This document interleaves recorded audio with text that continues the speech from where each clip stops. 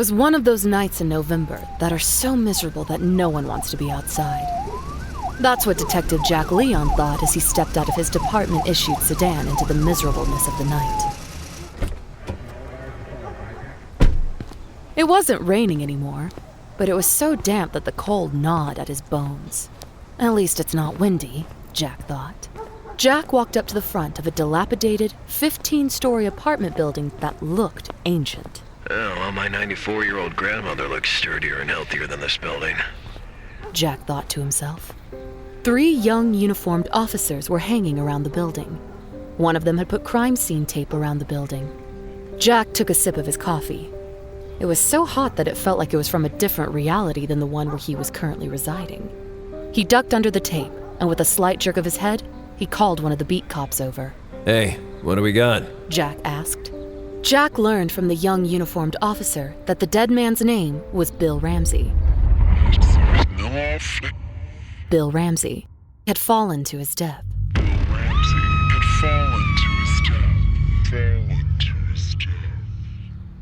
So, who's that guy? Jack asked the officer, and he motioned his head towards a guy standing under the awning of the building. The officer told Jack that he was the owner of the building. The officer also explained that the building was empty, and it was set for demolition in a couple of weeks. Thanks, Jack said, and moved on from the beat cop without learning his name. The kid had a nervous quiver in his voice. It was probably his first dead body, and it was an ugly one. Bodies aren't pretty when they go splat. Not everyone is meant to be a cop, Jack said to himself. As Jack approached the owner of the building, he reached into his jacket and pulled out his detective shield. He flashed it and then extended his hand to the owner. Detective Leon, Jack said, introducing himself. I'm Ray Kilpatrick.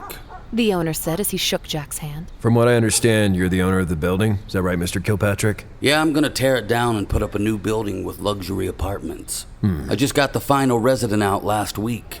I changed all the locks to keep old residents from coming back. I've kept it locked up and I'm the only one with the keys.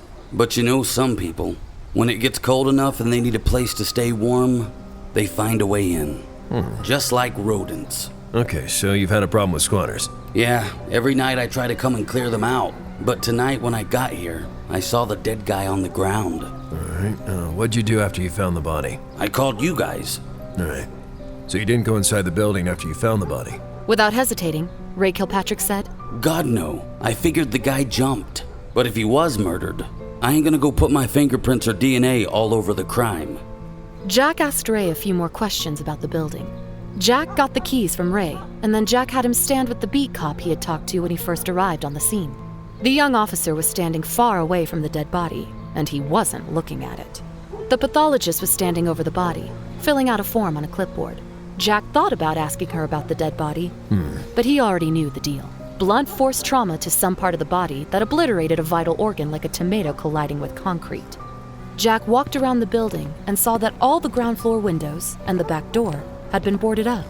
He also noticed the fire escape had been torn down. Jack walked back to the front door, unlocked it, opened it, and stepped into the lobby.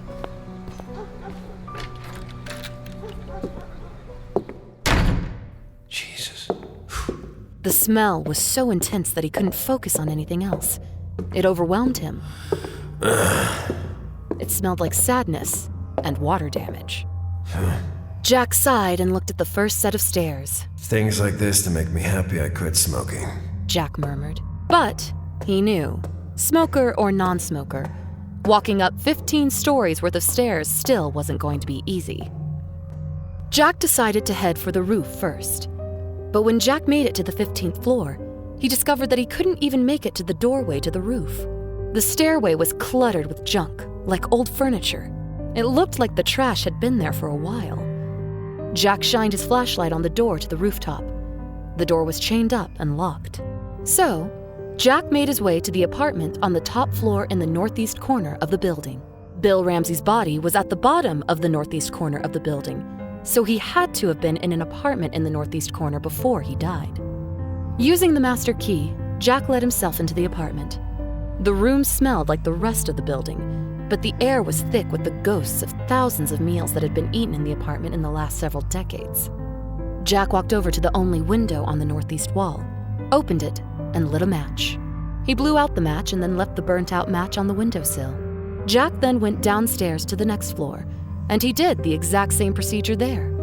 He continued to do the same thing on all the other floors, except for the first one. Jack knew that Bill Ramsey didn't die from falling out of the window on the first floor. Jack searched the rest of the building, and there was no one else in the building. He then ran back into each apartment and checked that the burnt-out match was on the windowsills. When Jack stepped outside the building, he heard the main door close behind him, and he realized he had left the keys in the lock of the last apartment. So he went back to the second floor and retrieved the keys. When Jack got back out, he walked up to Ray Kilpatrick and snapped his handcuffs on him. Ray Kilpatrick, you're under arrest for the murder of Bill Ramsey. You're under arrest for the murder of Bill Ramsey. You're under arrest for the murder of Bill Ramsey. How did Jack know that Bill Ramsey was murdered? How did he know that Ray Kilpatrick killed him? Today's video featured special guest MrBlackPasta, who is the creator of the fantastically creepy YouTube channel MrBlackPasta. You can find a link to his channel in the description box. We'll have the answer to this riddle for you next Saturday at 2 p.m. Eastern Standard Time. Then, an hour later, at 3 p.m. Eastern Standard Time, we'll have a brand new mystery for you to solve. Subscribe now so you don't miss out. Thanks for watching, and good luck with your investigation.